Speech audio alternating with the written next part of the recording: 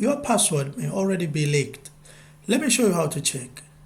So first thing, open Google Chrome. And once you open Google Chrome, I want you to go to these three dots and open it. Once you open it, you're going to see passwords and autofill. Once you click passwords and autofill, I want you to select Google Password Manager. So once this page opens, there are three options here. You have passwords, checkup, as well as settings. So go ahead and click checkup. And right here, Google Password Checkup shows you exactly which of your saved passwords have been compromised, reused across multiple accounts, or which are too weak and easy to guess. So for me, I don't have any compromised passwords. I don't have passwords, but unfortunately I have one weak password. So I'm going to select this. Once I click it, I see in Code Academy, my email was used, but the password is actually too weak. So I can either change the password right here, or I can select this one and I can show password if I want. I can edit it, or I can delete it. So if I click edit, then I have the email, which is username for Code Academy. I have the password. I can edit it however I want. And also I have a place to write notes. So you can do that and then you can simply save. All right, another thing that I want to show you is how can you set a two-step verification? Because what happens is, even if someone gets your password, two-step verification adds another security check that can always stop them from accessing your account.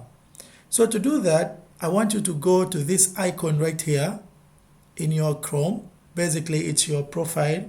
So I want you to click this. And once you select it, you're going to see manage your Google account. Click it. And once it finishes loading, I want you to go to security and sign in. Click this one. And once you've clicked it, you can see this part, how you sign in to Google.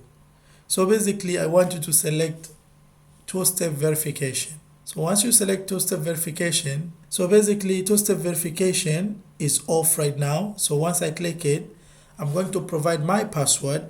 So I will provide my password right here. And then I will select next, because first Google wants to verify that it is actually me. I have to turn on two-step verification. So I can turn on two-step verification right here. And then they tell me your existing passkey doesn't sync across your devices. To turn on two-step verification, add another one or add another second step like a phone number. My second verification method. So for me, I can use phone number. You can use Authenticator as well. You can go ahead and use Google Prompt, or you can use passkeys and security keys.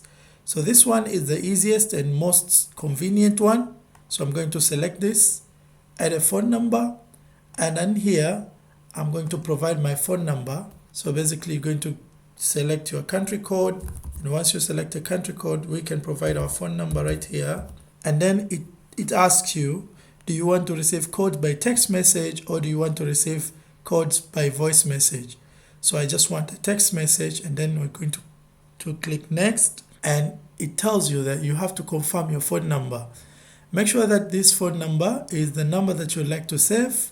When you need to use your phone number to verify that it's you signing in, codes will be sent to this number by text message. Yes, I'm going to save it.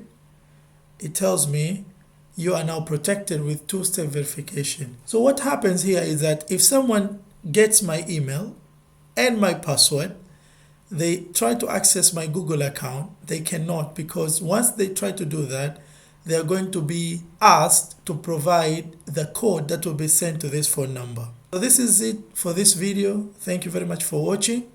If you like these simple tech tips, then don't forget to subscribe, and as always, stay techy.